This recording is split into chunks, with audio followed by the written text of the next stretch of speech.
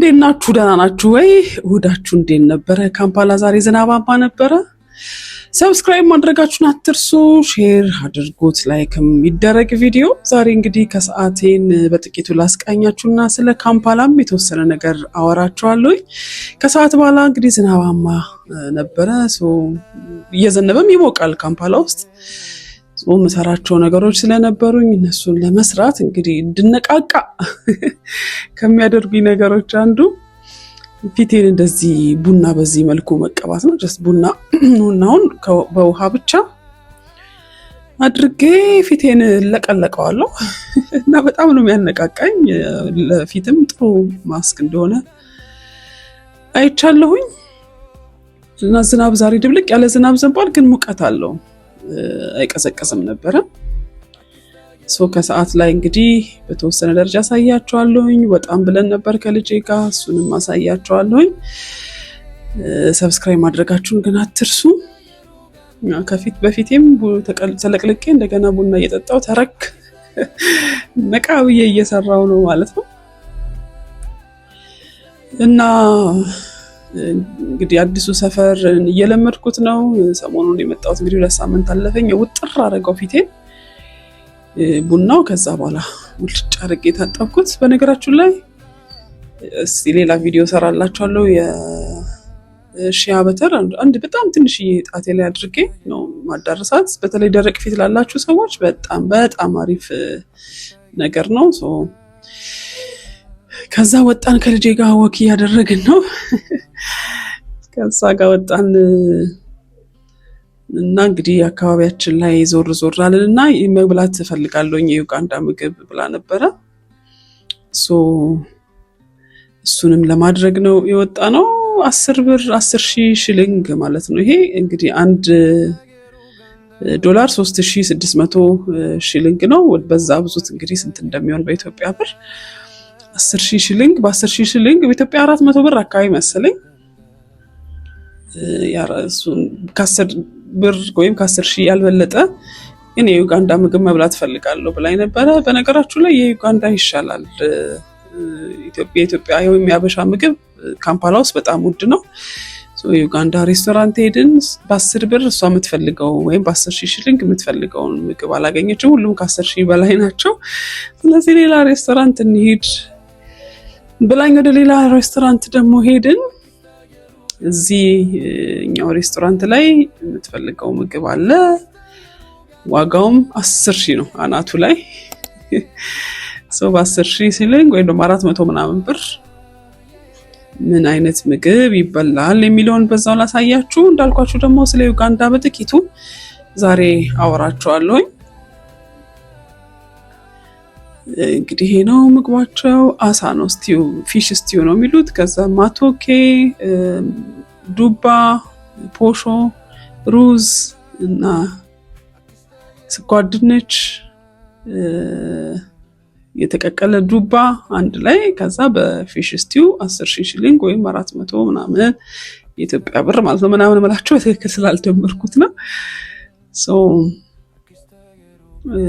ይሄንን ይመስላል። በጣም ወዳዋለች። እንግዲህ እኔ ራሴን ምግብ በልቼ ስለወጣሁኝ የመብላት ፍላጎት አልነበረኝም እና እሑድ ከሰዓታችን ከሞላ ጎደል ይሄንን ይመስል ነበረ። የዩጋንዳ ምግባችንን ከበላን በኋላ ወደ ቤታችን አመራን ማለት ነው። እስቲ ስለ ዩጋንዳ በጥቂቱ ላጫውታችሁ። ሰብስክራይብ ማድረጋችሁን ግን አትርሱ። የምስራቅ አፍሪካዊቷ ውብ ሀገር ዩጋንዳ በተፈጥሮ ውበቷ ምክንያት ፐርል ኦፍ አፍሪካ ብለው ይጠሯታል። በጣም አረንጓዴ ናት። ከረብቶች፣ ደኖች፣ ሐይቆች፣ ወንዞች እና የዱር እንስሳት በዩጋንዳ ማየት የተለመደ ነው። ዩጋንዳ ወደ 48 ሚሊዮን የሚጠጉ ሰዎች መኖሪያ ስትሆን አብዛኛው የህዝብ ቁጥር ወጣት ነው። ልጆችና ወጣቶች ሀገሪቱን ትልቅ ክፍል ይወክላሉ። ይህም እንግዲህ ዩጋንዳ ብዙ ጉልበትና የወደፊት ተስፋ ይሰጣታል። አብዛኞቹ ዜጎች ደግሞ በእርሻና በአነስተኛ ንግዶች ላይ የተሰማሩ ናቸው። ዩጋንዳ በአፍሪካ ውስጥ ካሉት በርከት ያለ ባህል ካላቸው ሀገሮች አንዷ ናት። በመላው ሀገሪቱ ከ50 በላይ ጎሳዎች እና ከ40 በላይ ቋንቋዎች ይነገራሉ። ኦፊሴላዊ ቋንቋ ምንድን ነው ካላችሁ እንግሊዝኛ ነው። በዩጋንዳ ሳር ቅጠሉ ነው እንግሊዝኛ የሚናገረው። በትምህርት ቤቶች በመንግስትና በሚዲያዎች ውስጥም ጥቅም ላይ ይውላል። ሉጋንዳ ደግሞ በተለይ በማዕከላዊ ክልልና በዋና ከተማዋ ካምፓላ ውስጥ በብዛት የሚነገረው የአካባቢው ቋንቋ ነው።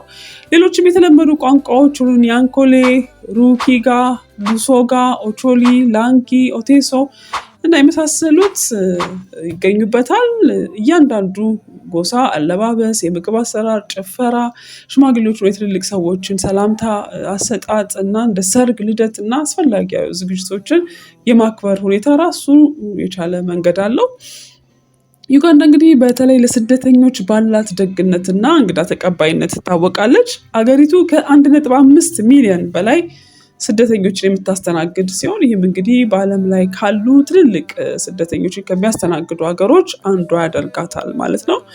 ብዙ ስደተኞች እንግዲህ የሚመጡት ከደቡብ ሱዳን፣ ከኮንጎ ዲሞክራቲክ ሪፐብሊክ እንዲሁም ከሱዳን፣ ከሶማሊያ እና ከቡሩንዲ ነው።